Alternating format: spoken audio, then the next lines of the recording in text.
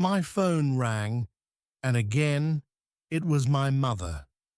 This was her fifth time calling me and asking about my arrival time.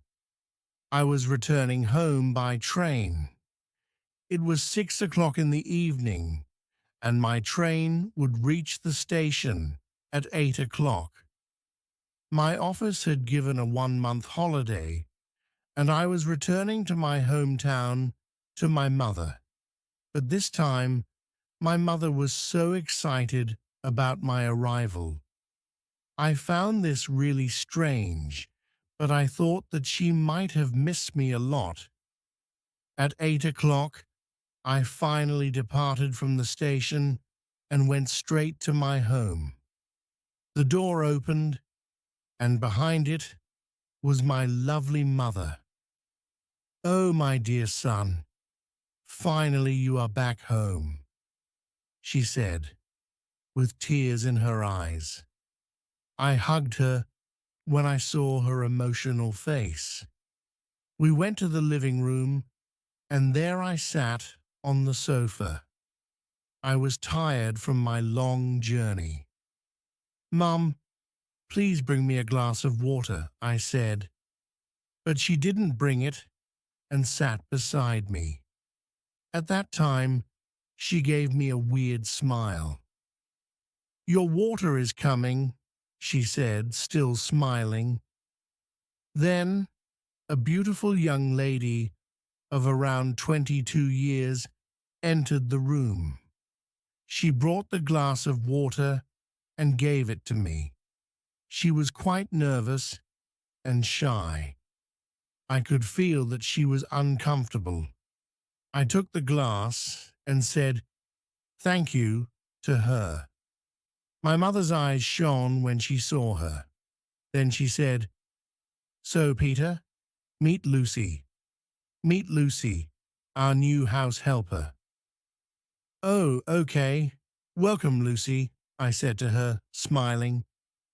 "Thank you, sir," she replied. Then suddenly, my mother screamed, "Oh, no, no, don't call him sir. He has a nice name, Peter. Just call him Peter, and I will be very happy." "Yes, please call me Peter," I said again, smiling. Then we went to the dining table and had our dinner. Lucy went to the kitchen for some work. Then my mother whispered to me, "Lucy is going to stay with us. Poor girl lost her parents last week, and there was no one to look after her. Poor child didn't even have a house to live in because they were living on rent. So I decided to help her in my way. I was already looking for a maid.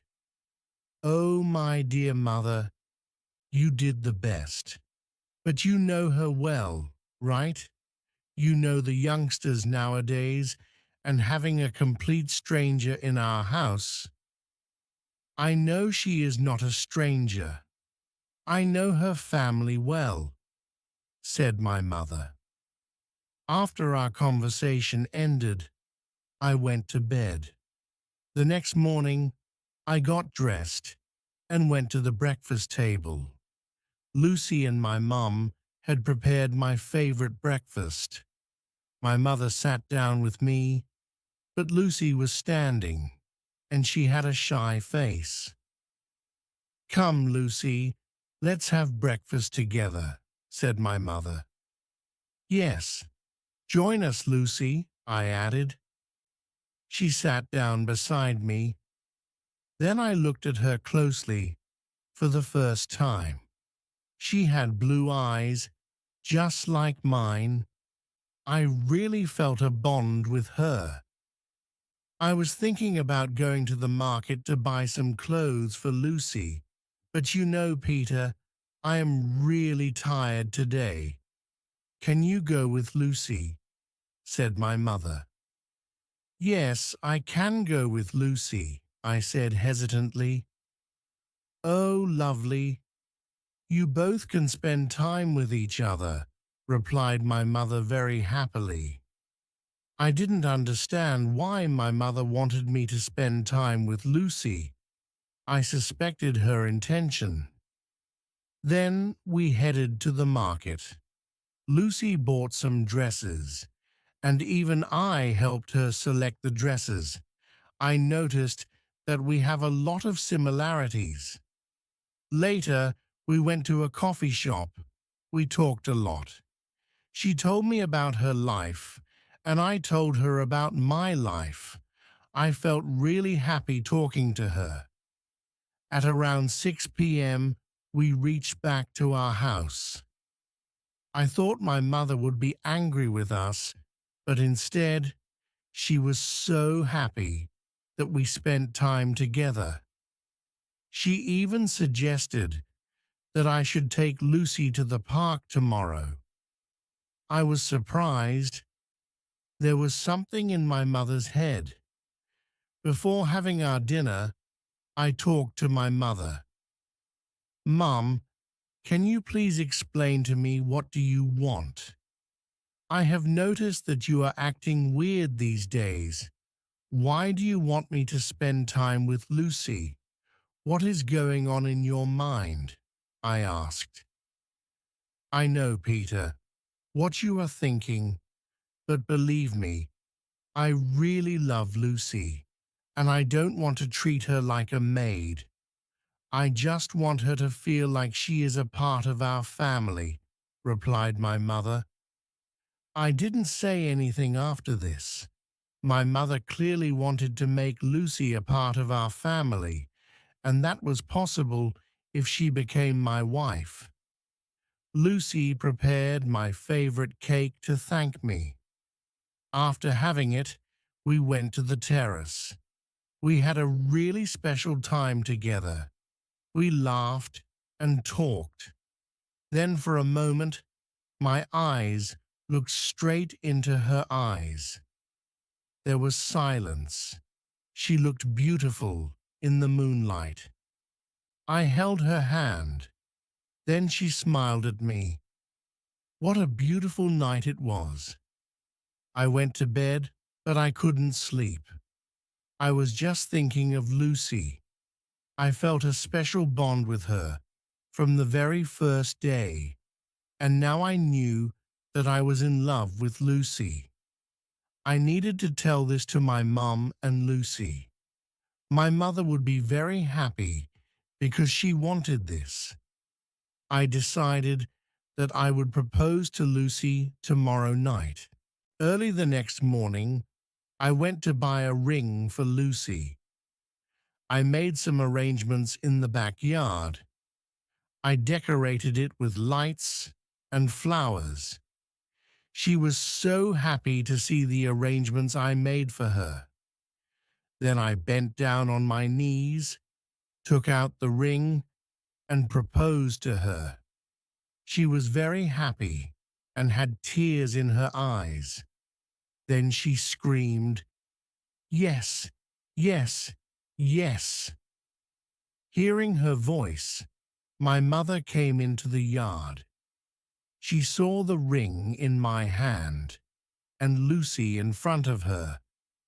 I was just putting the ring into Lucy's finger, and my mother shouted, "What is all this? What are you doing, Peter?" I laughed and replied, "I am going to marry Lucy, my first love, and this is what you wanted me to do. Believe me, mother, I am the happiest man today." "What nonsense! You can't marry her. Are you both out of your senses?" my mother shouted. And then she fainted. I couldn't understand anything. Lucy and I were totally shocked. I called the doctor immediately. After the checkup, the doctor told me that my mother had a panic attack.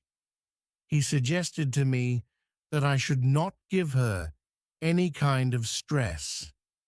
When my mother regained her consciousness, I went into her room. Lucy was very afraid, so she didn't come with me. Mom, are you feeling good now? I asked. Yes, my son, she replied. Then I asked her why she reacted that way. She was the one who wanted me and Lucy to get closer, and now her reaction was very strange. Look, Peter, I know that I asked you to be with Lucy, but I never wanted you to marry her, and I will never give you permission for that. Forget all your feelings for Lucy, said my mother. No, not at all.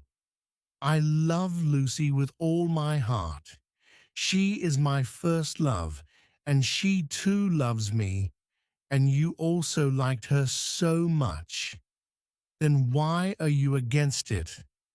Please, Mom, understand me, I said. She didn't reply. She closed her eyes to sleep. The next day, when I returned from the market, I saw some guests in the house. A young, pretty woman and an aged lady were sitting with my mother. I greeted them and sat beside my mother. Then my mother said to me, Look, this is my friend's daughter, Alex. Isn't she beautiful? I have selected her as my daughter-in-law. What? I shouted. No, this can't happen. Then I turned towards those ladies and asked them to leave the house immediately. My mother was very angry at me for disrespecting the guests. How can you think of marrying me with someone else? You know I love Lucy, I said.